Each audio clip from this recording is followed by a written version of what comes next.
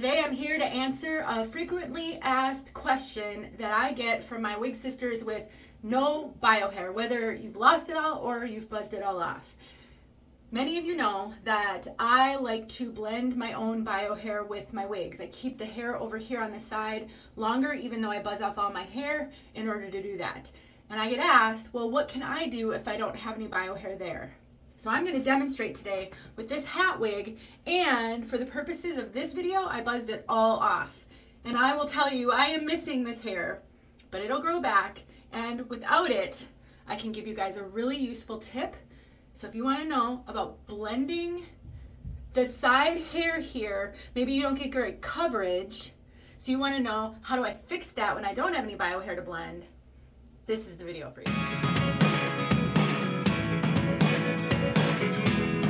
My name is Denise. I'm also known as heywigsister on Instagram and Facebook, and I've been losing my hair for over 25 years, and I've been wearing wigs for actually over 6 years.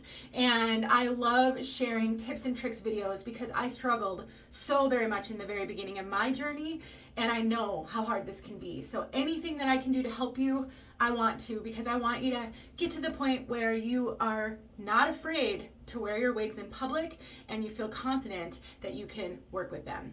So today we're going to use a hat wig from the Hustle Wig. I recently reviewed this and another one of theirs. They've just come out with a couple of new links, and if you want to know more about these wigs, I'll make sure that's linked below in the description box. So for the past, I don't know if it's been 2 years or not, but for the past little while, I have been keeping my hair just right here long and buzzing the rest of my hair off. I actually have a buzzing series where I talk about buzzing your hair off, the struggle I had making the decision to do it. I did it on camera, and then I did a number of update videos sharing the pros and cons of buzzing your hair, because there's pros and cons to everything. And there's trade-offs to everything. And for many of us hair loss sufferers, seeing our sad, thin hair every day is just hard. It adds more trauma to an already traumatic situation. And I've heard from so many women who have felt so empowered by buzzing their hair off. So I wanted to share the pros and cons so that you can make an informed decision if it's something you've been considering. And if you haven't been considering it, but you can't stand to look at your sad, thin hair in the mirror, that might be a good series for you to check out and see if it could be a good option for you. But I have been afraid to buzz it all off ever since I started growing this out, because I really do utilize it so much with my wigs. But it was hard for me to answer the frequent question that I get about what do those of us do who don't have bio hair there. So I'm going to show you one option, and I'm doing it with this hat wig because I need to do something about this. The reason so often I don't like ear tabs on hat wigs. This has ear tabs. And so I got a smaller cap size with the hopes that these ear tabs wouldn't be as prominent, so that I could tuck my hair, because I don't like to wear my hair forward with hat wigs. I like to tuck it behind my ears. I know some of you like to wear the hair forward, so this isn't an issue for you, but for those of us who want to tuck, you can see right here, I do not have good coverage. You can kind of see, I should have a little bit of hair right here, and had I not buzzed it all off, I would. So I want to wear this wig before my hair grows back. So here's what you can do, and you can do this with regular wigs as well. You're just going to want to cut in a little bit of baby hairs on the side. So I already did that with this side right here. So I'm just going to kind of try to pull some of that out and show you. And then I'm going to show you how I did it. So when I had bio hair right here that I didn't buzz off, I would just kind of pull it out and it would kind of hang down like this. It was a little bit wispier than this is because my hair is so fine. So this right here is just a bit of a work in progress to get it like the right length and all of that for me. But that is how I'm going to hide that I don't have bio hair right there. So to do that, a rat tail comb is such a good tool for a wig wearer, so I strongly encourage you to get a rat tail comb if you don't already have one. I'll link a pretty reasonably priced one on Amazon if you want to check it out. But so now I just want to pull out a little bit of hair. I don't want too much, and you can always go back and get more hair if you want to. So I just want to take just a little bit out and kind of see, what do I think of that amount of hair? And then this thinning razor, which I think is a must-have. A rat tail comb is a must-have. This is a must-have for every wig wearer, because you never know when you're going to need to trim a little bit of hair off of your wig. And this is a foolproof way to do it. You don't have to have skill. You don't even have to have steady hands, because you're not going to take a huge chunk off like you can with a straight scissors. And then I'm just going to start slowly going down the hair and cutting some of it off, because I don't want it to be even. So my goal with this, and you can see I'm getting little bits at a time, is to mimic how our bio hair often has breakage around the hairline, and so you often have shorter hairs right around the hairline. And so that's what I'm trying to do with this.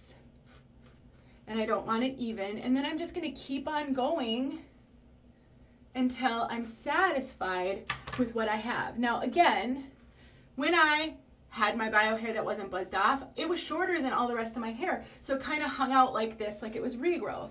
So this is really natural to me, because that's how my hair was. We're all different though, and so this may not be the right solution for you. Or again, if you don't tuck your hair, then you might not need to do any of this. Likewise, if you get good enough coverage from your wigs, you might not need to do this either. For me, because I chose a smaller cap, these ear tabs are way up here. They're not giving me the kind of coverage I need to hide my lack of hair right there, which is the whole purpose of doing this. So if you don't want to go to an extreme like this, you could choose a bigger cap size if it's available, so that you can get better coverage, or just keep all of the hair forward. I know some of you love to do that, then do that. But for me, who likes to tuck, I really needed to find a solution. So let me pull it back out again, since I just tucked it. And you could put a little curl in the hair. I'm gonna try to just make it a little more wispy on the sides here, so it's not all kind of clumped together. And for the purposes of this video, I think this is great. Getting warm in here.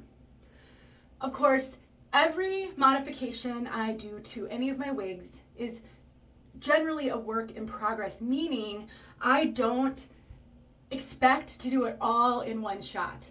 Because this hair isn't going to grow back, you want to be careful.